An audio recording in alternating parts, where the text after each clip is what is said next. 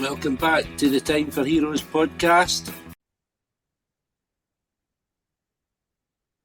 Right, on the podcast today, I have Sam Scherdel, a singer from Sheffield, Yorkshire.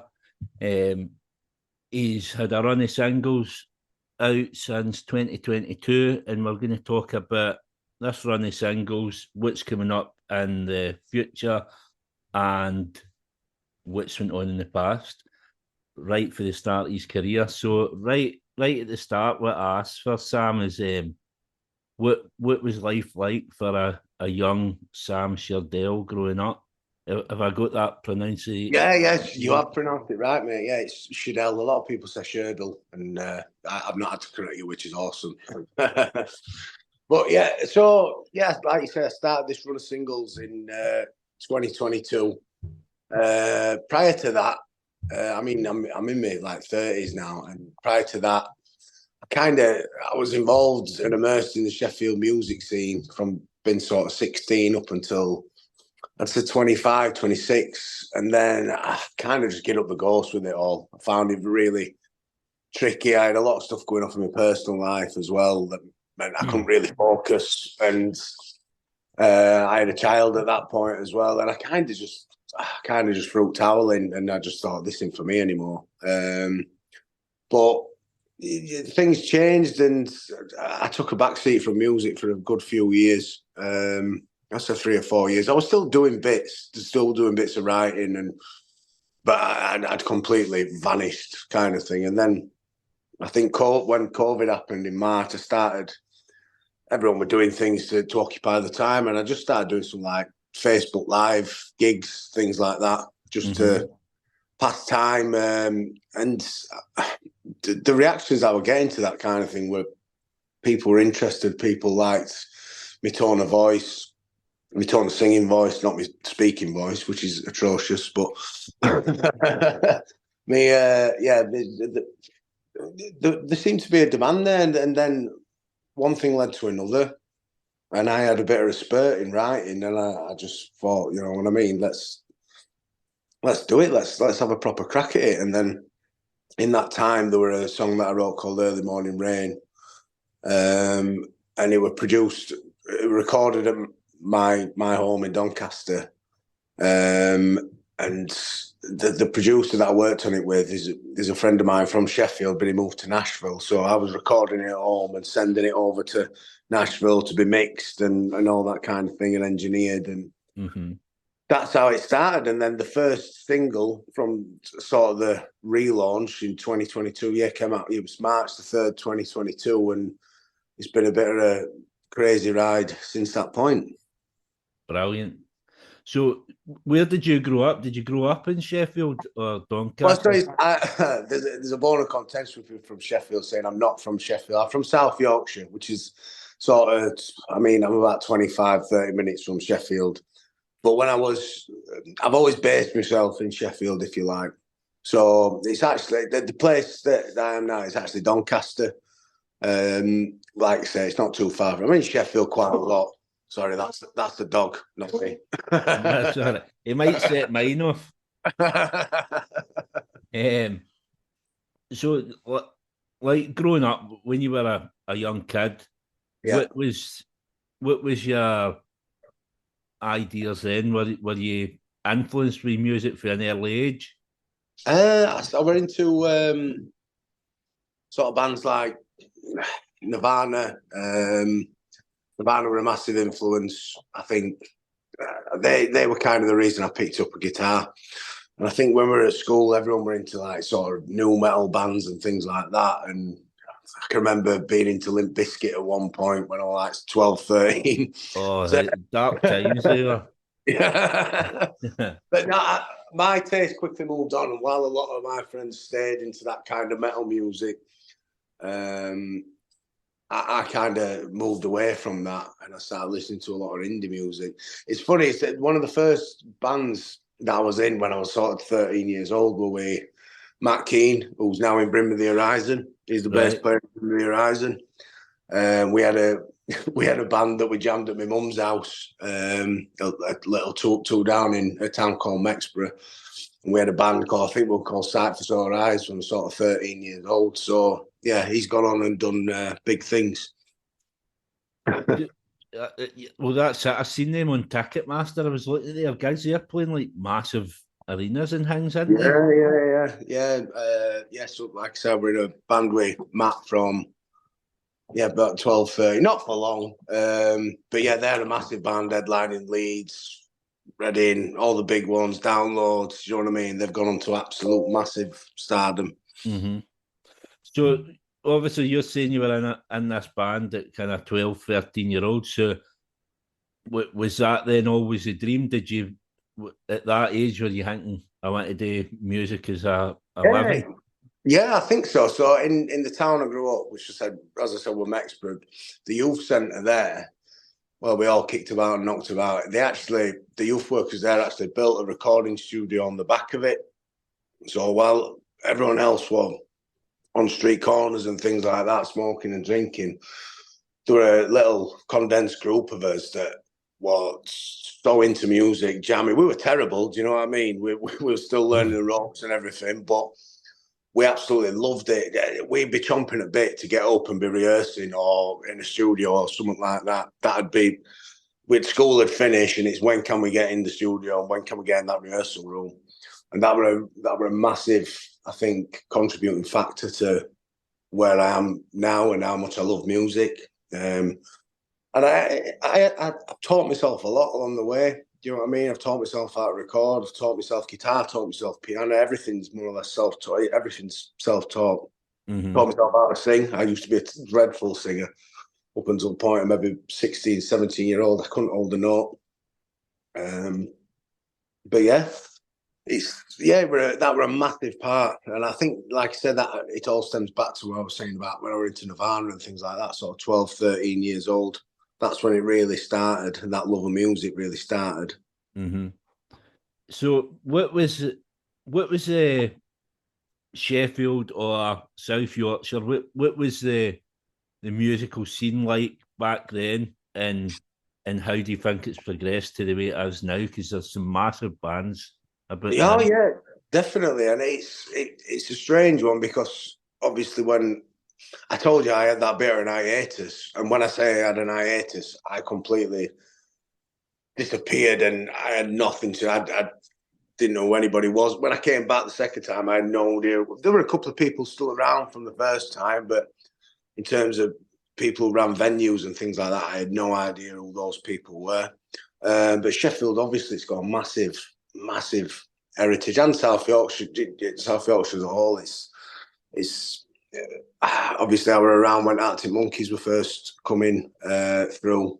I were involved in Sheffield scene then, and I just think it's got a very strong musical heritage. I mean, Richard Hawley is one of my favourite artists. Pulp, one of my favourite bands. It's got a very, very strong backbone to it, definitely. Mm-hmm. Because obviously I seen that post on Facebook that got us talking. Obviously with Danny Watson, he says that he's working with yourself. He mentioned Dead Cousins and I think it was Joker now. Yeah, that's it. Yeah.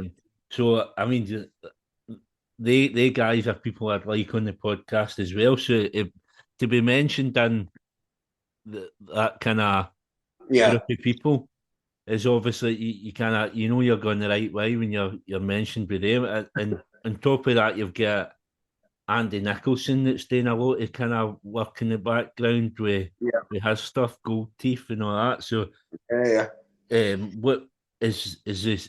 Is that kind of scene quite supportive? It is. I've got to say it really is. And one of the biggest things that happened to me in 2023 were supporting Reverend and the Makers at Sheffield Leadmill for their album launch show. And that were just from hustling, and that were just from John McClure putting some out on Twitter saying he needed a support band. What actually happened where I supported him at a house, he does like house gigs for fans. I did one out in Rotherham, which is just outside of Sheffield. And he asked me to come along and support him at that. it was quite funny, really, because the fans' house that we were turning up to, they didn't know they were a support band, and they'd actually set up like a little stage, and they had a bit of a band thing going off between them and the mates, and they were expecting to support him. So I turned up with an acoustic guitar, and they're like, "Who's this guy? Nicking our thunder," kind of thing. But yeah, so I did that, and then John asked me to support him at his album launch, Leadmill, and that opened a lot of doors for us. Massively supportive. As soon as we finished the set, John were waiting for us outside the stage, and do you know what I mean? Give us a massive hug, and yeah, it is a supportive scene. I've done some gigs with Ed Cousins as well. He's a lovely, lovely man, great songwriter, and yeah, it is a supportive scene. And yeah, it's a strange place to be, because when I launched it in March 22 last year, I never expected it to have took off like it did. Oh, that's brilliant, man. John does seem to be kind of the glue that keeps everybody together, and that you seem to get that way. I'm kind of fascinated with these kind of groups, these scenes that you get around the country. Obviously, up here, Whitburn, you've got the Snuts and Lewis Capaldi and Mark Sharp and the Bicycle Thieves. They're all pals, and they all kind of at the same time. Obviously, before that, up in Dundee, you had The View, and all the bands surrounding them that came out, and it's all over the country. I spoke to Matt McManaman for the Dead 60s yesterday, and obviously that Liverpool scene back then, the mid-noughties, you get one band and it seems to everybody it lights a fire for everybody else running about. So obviously in your hiatus then, what was going on then? Were you just back out working? And no, it weren't that. I think I had some like personal problems with relationships and things like that, and I went off rails a bit, and I had my demons, and do you know what I mean? I could have continued going down the path that I didn't want to go down, but somehow I dug deep and I got out of it, and do you know what I mean? I'll be forever. I don't know how I did it. You kind of look back and then you think, how did that happen? But yeah, I'm just in a lot more positive place now, definitely. And I think it took me to realise that music is something that I can't live without. I used to call myself, I mean, in my day job, I'm actually qualified like surveyor. And I used to say I'm a surveyor and I do music as an hobby. And this time you switch it on its head, I'm a musician and I do a bit of freelance work to help fund that career. Do you know what I mean?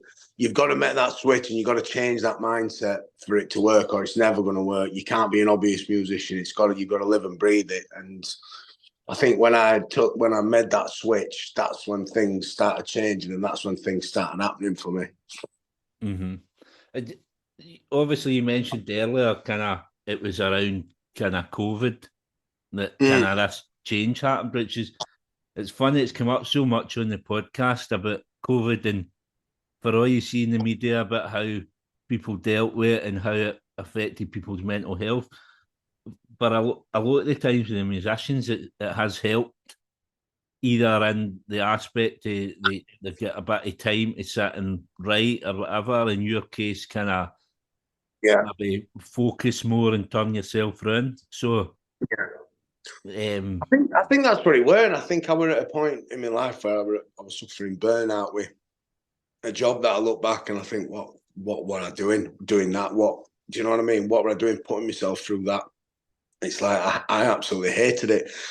You'd live for a weekend. I hated the job. I earned some good money, I'm not going to lie, but it weren't fulfilling at all. If I wanted to chase money, I could be a very rich man, but I don't want to do that. I want to do what's fulfilling for me. And do you know what I mean? And I've got to be satisfied in what I do, and I've never been as satisfied in doing what I do. And it is a massive hustle. I've got no management, and there's a lot of bands at a similar level to me that I've got management, and I kind of take pride on the fact that I've done all this myself. And I'm not going to lie, I'm probably an hard person to manage as well. I take, do you know what I mean? Pride in the project and everything that's happened with it, because it's not just a case of getting a guitar and doing a few gigs. There's a lot of things to organise. Do you know what I mean? And it's been a very laborious but very satisfying job to do to get it to this stage. Mm. So, how do you go getting a band round about you, and how do you get the right guys round about you? I said before I went on hiatus, I had a group of friends in a band, and they were predominantly friends and very good friends. And it was just a recipe for absolute disaster. I think for me, if I couldn't work with my immediate close friends in a band, I think there's got to be some kind of separation from that. Not to say that the guys that are in the band now aren't very good friends, but that's grown. Do you know what I mean? Mm-hmm. Where it kind of capitulated on itself back in 2017, being in a band with your close friends. And then obviously when I was relaunching the project in 2022, I knew that my songs have always needed a band behind them. I have wrote all the parts, etc., but they've always needed that for the live show. And the live stuff is something I never really ever took seriously. I was always focused on writing and recording, but obviously you got to get out there and play. And as soon as we did the first couple of gigs, I realised that the live thing is probably what I love doing. I used to do a lot of gigs acoustic, you see, so I'd record all the band stuff, then I'd go out and play acoustic, and it's like I didn't really feel it. I didn't really enjoy it. Mm-hmm. But coming back to getting the lads together, it was sort of after the plan to put the single out in March, I went and met. So the bass player and the drummer, I just met them in Kelham Island in Sheffield, had a bit of a chat. Then we did some sort of semi-acoustic gigs where the drummer that I've got now, he actually played acoustic guitar. Electric guitar. I played acoustic, and then we had a bass player. And the idea was we'd wait until we find a lead guitarist, and then James would move back onto the drums, and then we'd try the full thing. And that's what happened. And then I found Luke. It took a while to find the lead guitarist, to be fair. I found a lot of guitarists were invested in different projects, and it really dropped on with Luke in the band, now he's part of the writing process when we're in studio. And been very, very lucky. And there weren't much to it. I can't really say much more than there were. We met, we had a coffee, we had a pint, and that were it. And got in a room. And I think sometimes it can be that direct and that simple. There's no point complicating it. If you feel it and it works, crack on with it. Do you know what I mean?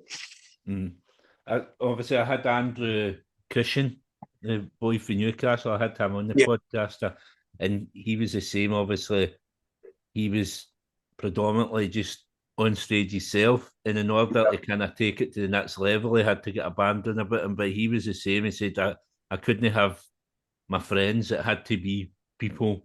Yeah. Obviously, in that case, are you predominantly then the boss, and it's kind of it is my vision, and it is but obviously now I'm right. I'll still demo songs at home. Luke doesn't live too far away, so he's happy to nip right. If I've done a song and got the main, do you know what I mean? Mm-hmm. The main bones of it together, he'll come and he'll add. So that the next single we're releasing, that we demoed that, then he came around the next day and then put some lead parts on. They're the lead parts that you'll hear in the single. So the writing process, I do still do a lot of it, but obviously there is a bit more freedom in the practice room, in the studio now, to culminate those ideas. Brilliant. So this run of singles for 2022 right up till now, you've had I don't know, maybe eight or nine songs out. That I think the beauty of them is they've all got different aspects in them. There's all different sounds in every song. There's no, you couldn't pin it down to one specific Sam Scherdel sound. Yeah. there seems to be lots and lots of different influences. Some of the stuff I took for it. I mean, I've been listening to it all morning and on shuffle. So a boy, the boy who fell to earth, which is about your son. Yeah. I was racking my brains trying to figure out. It sounded like somebody, and it's Stephen Fretwell. That's what I got for it. Which, like, you never hear much of him anymore, but I got that straight away, and I thought that's really good because he was one of my favourites back in the day. But why do you think there's so much different sounds come into it? Is that just all the influences you've taken throughout the years? And I never like to pigeonhole the sound. I mean, I think the sound for me, the thing that you can pigeonhole is the voice. It's a distinctive voice, but I'd never want to. I mean, I've just sent off a load of demos to be discussed for pre-production. I'll maybe talk about this in a bit for the album. And I was listening back over a weekend, and there's just such a variety of stuff. And you mentioned Boy Who Fell to Earth. That were originally, as I told you, went on hiatus. Before I went on hiatus, and I had the previous band. We were called Sam Scherdel and the Fix. That was actually like a big rock song, like a big stadium rock song. And then when I relaunched it, I thought it don't need to be that. It just needs to be something simple and beautiful. So that's why it got stripped back to that. But there's a massive melting pot of influences from me. I love artists like Stevie Wonder. do you know what I mean? David Bowie. I love modern rock. I love soul music. There's a lot of different things, and I never want to pigeonhole. I kind of like what Paolo Nutini does in terms of there's a cross genre stuff, like his second record. There's reggae on there. Do you know what I mean? There's all sorts of stuff on there, and I love all not sorts of instruments, isn't there? I mean, that like you can notice the sax in some of the songs. There's strings and all sorts. For an up and coming artist as yourself to have that kind of body of work already, it's kind of, it'll set you in the right stead. So that's it. It's that, I mean, I do write the parts as well, and when they're in demo phase, if you listen to the demos, those parts are there and already written. They're not added by a producer. Do you know what I mean? I've always had quite a big vision in terms of the songs, and I'm not writing the songs to be played to crowds of 100 people. I want them to be played to thousands of people, and I've got no shame in saying that. The songs are written for a big audience, and they react better to a big audience, definitely. So, obviously, you kind of threw that in there. You mentioned a wee bit about an album. So, what's the plans for an album? Because you see a lot of, obviously, looking at bands on Spotify, a lot of them don't even go for the album anymore. They just maybe do a couple of like runs of EPs or whatever. And that kind of album model seems to be dying out to some extent. So there's plans in your case for an album? The plan is in my case for an album, but it's not sort of, there's going to be an album coming out in the next few months. It's not like that. It is me still managing the project predominantly, but there are people involved now that want to help push this. The plan is to release an album in 2025. So I will be announcing, I think by the time this podcast comes out, there's going to be an as yet untitled EP coming at the end of 2024, maybe the beginning of 2025. So there will be an EP, and the first single of that EP is coming out on February the 9th. So there will be an EP coming this year or the beginning of next, and then at the end of next year, that's when we're forecasting that the album will be set amongst the pigeons. We want enough time to be able to play festivals, build a fan base. So there's no point in us releasing an album to nobody and nobody buy it.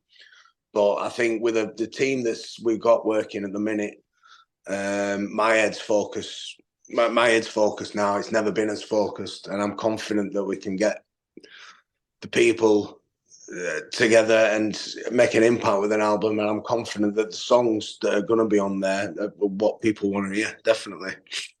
Brilliant. I'll look forward to that. Obviously, you touched on festivals, and you're out. You get a gig this weekend down in Glastonbury. Is that?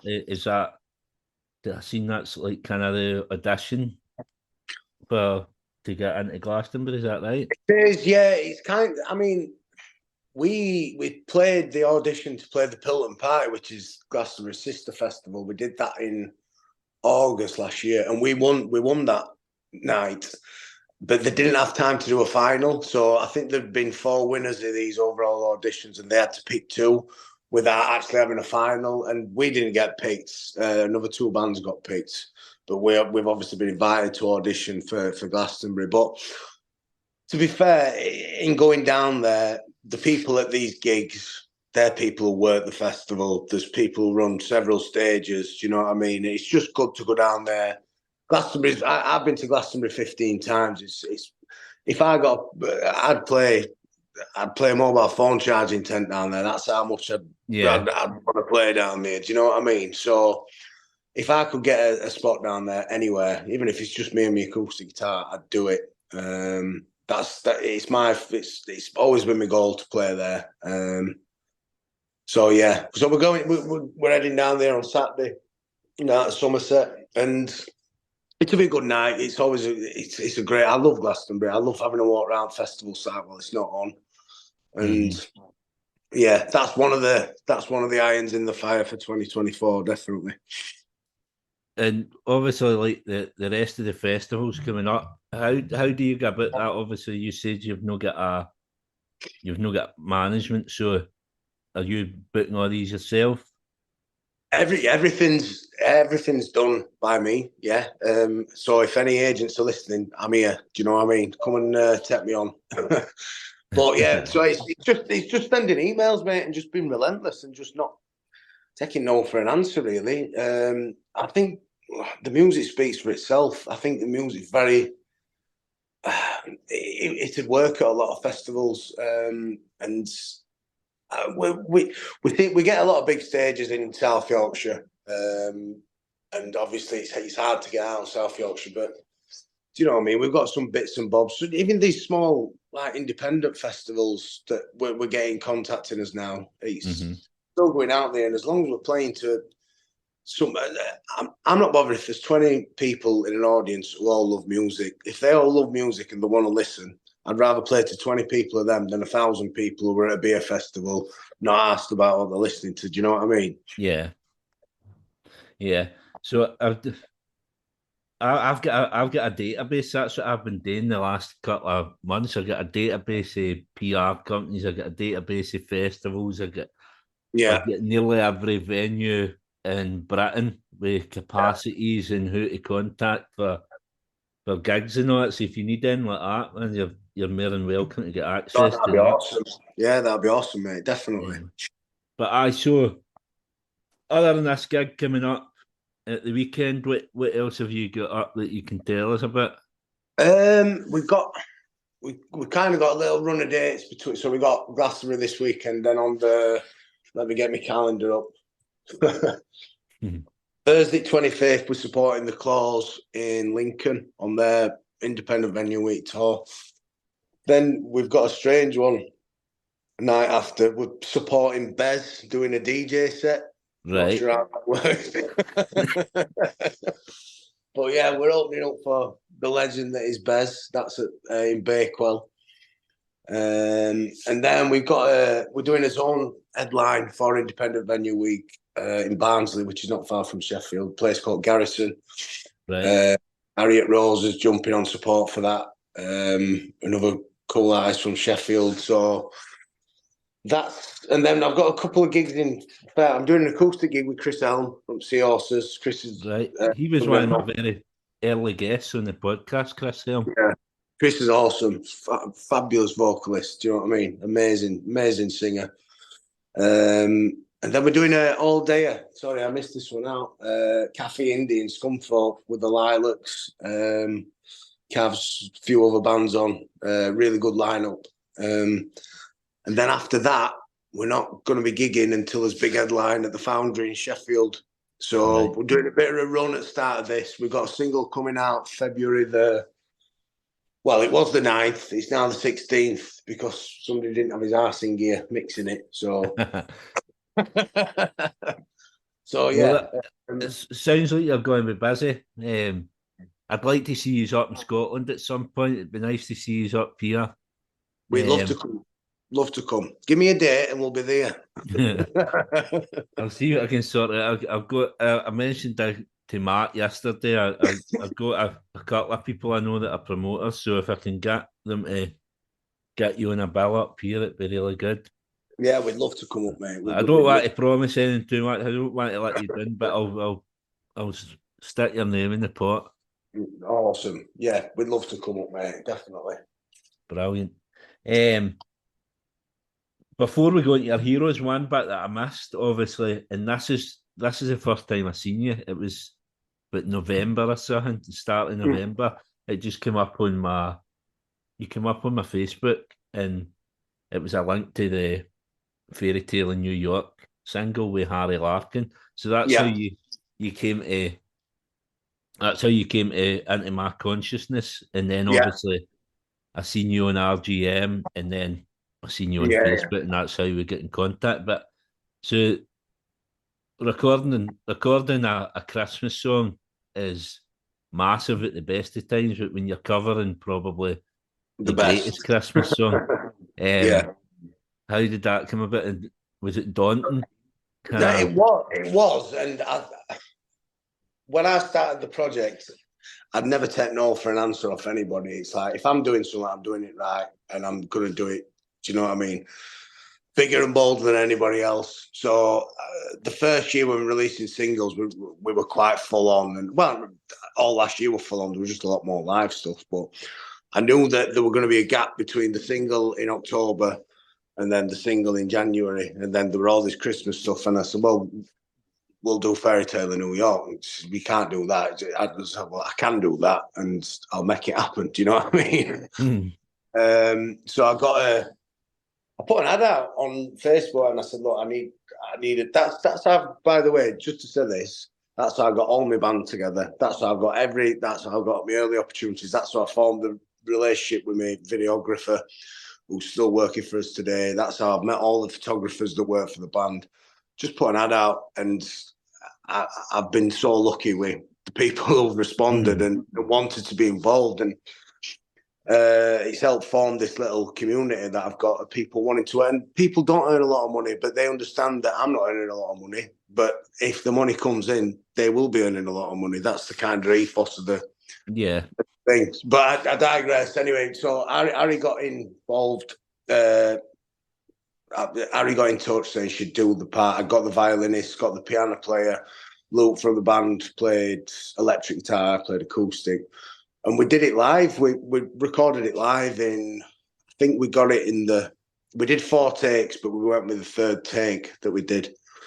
So, and we just knew after we'd done it that it was special. So we did that in November 2022. And obviously we kind of soft re-released it this year when Shane passed away. Just a better tribute to him. But yeah, it's a superb song musically, and what Harry brings to it, it's unbelievable. Yeah, you definitely done it justice when it was. Thank you. As I say, it was kind of my starting point into discovering you. Yeah. So, the last bit of the podcast, it's called Time for Heroes. I asked my guests to pick 4 heroes to come for dinner. Why are they your heroes? And side note, what would you cook them? Just to see how good a cook you are. What would I cook them? Yeah. Okay. So the first one, I put a tweet out yesterday actually saying, what would you invite? And some of the answers were extraordinary. But I would invite David. It's alive or dead, isn't it? Whoever you Yeah. whoever you hold in high regard, really. Yeah. So David Bowie to start with, 100%. I just think the way he conducted himself in interviews, he obviously had a very strong moral compass as well. Fantastic artist, fantastic vision, and I just think he'd be a very interesting guest to have at dinner. Yeah. The other one that I did to a dinner party, and I suppose he is one of my heroes. He's like my family growing up; they've all been into like Rat Pack and Sinatra, but Frank Sinatra. I just think he'd be a cracking person to have at a dinner party. Mm-hmm. I mean, I'd have all three of them, Dean Martin and Sammy Davis as well, to be honest with you. It'd just be just wine and, do you know what I mean, smoking cigars and all that. It'd just be a top dinner party, I think. So there'll be so much to talk to Sinatra about as well, but like other than the music, like see the mafia links and all that. Yeah. That's what I mean. That's what you want, that nitty gritty at a dinner party, don't you? Do you know what I mean? That them good conversations, and he definitely have them. Yeah. I've been rewatching Sopranos here Christmas, so I'm right into all this mafia stuff, and he would be a dream to speak to. Just you can just see from old photos and they always seem to be at a dinner party or a bar where, you know what I mean, and it just looks like a good crack. And I've got a photo in my studio actually with Sammy Davis, Steve Martin, and Frank Sinatra. It's one of my favourite photos, and it just looks like a proper good time. Mm. So Sinatra, Bowie. Oh, now I'm on spot. I mean, going back to that New York thing, a massive influence of mine, and one of the reasons I learned to play piano. And again, I've listened to a lot of interviews with him, but Billy Joel, I think he's a fantastic songwriter. As I said, a massive influence of mine in terms of musicality, songwriting. And as I said, if it weren't for him, I would have never applied myself and I can't read music, but I can make it sound like I can play the piano. That's down to Billy Joel. Right. And I think he's led a very interesting life. And yeah, he's number 3. Number 4, oh God. I need to wrap my brains here.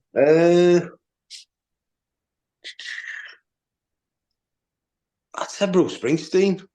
Right. Yeah. Good choice again.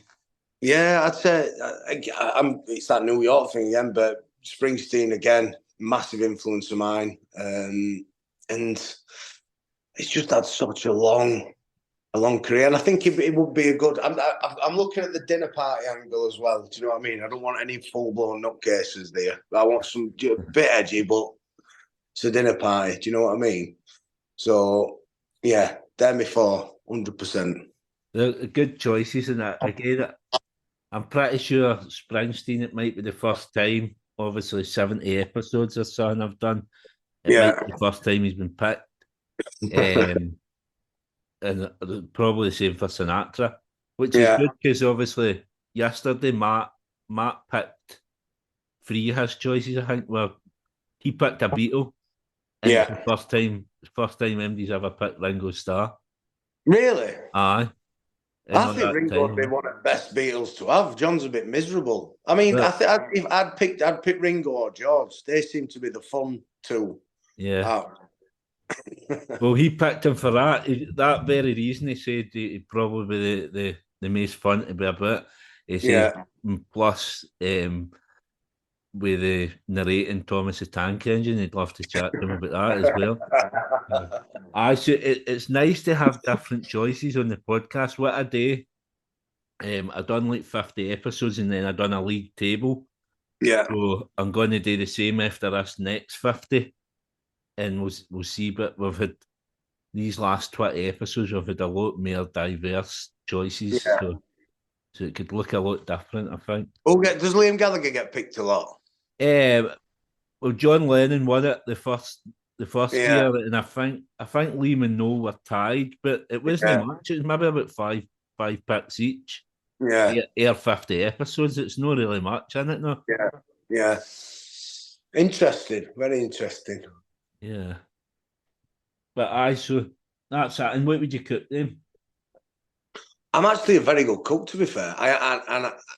Well, I think I am. I don't know. I think I'm great, to be fair.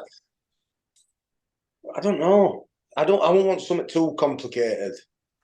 I make a very good spaghetti bolognese, so just do that and some garlic. Don't need to be all. The wine's more important than the dinner for me. Well, you can't go wrong with spag bol. Yeah. Yeah, that sounds amazing, man. So absolute pleasure having you on. Thank you, mate. Thank you very much. I'll share all your links, all your socials, and all your Spotify and all that for people to have a listen if they've not already have. But for going forward this year and then into 2025, I'm looking forward to this album. Thank you, mate. Yeah, it's going to be a long journey, but I think we're ready, and we're just wanting to get started, man, and just get cracking.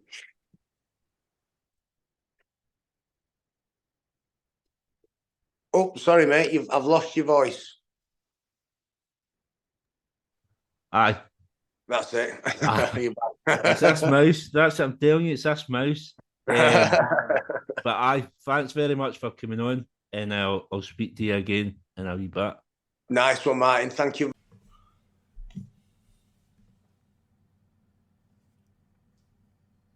I hope you all enjoyed this episode of Time for Heroes podcast. If you would like to get in touch, the best way is on the Facebook page, Time for Heroes podcast, or on Instagram at Time for Heroes podcast, or Twitter at Time for Heroes P1, or drop me an email at timeforheroespod@gmail.com. You'll find Time for Heroes on all podcast platforms, including Spotify, Apple, Google, and Amazon. Please leave a review where you can, share with others, and more importantly, enjoy.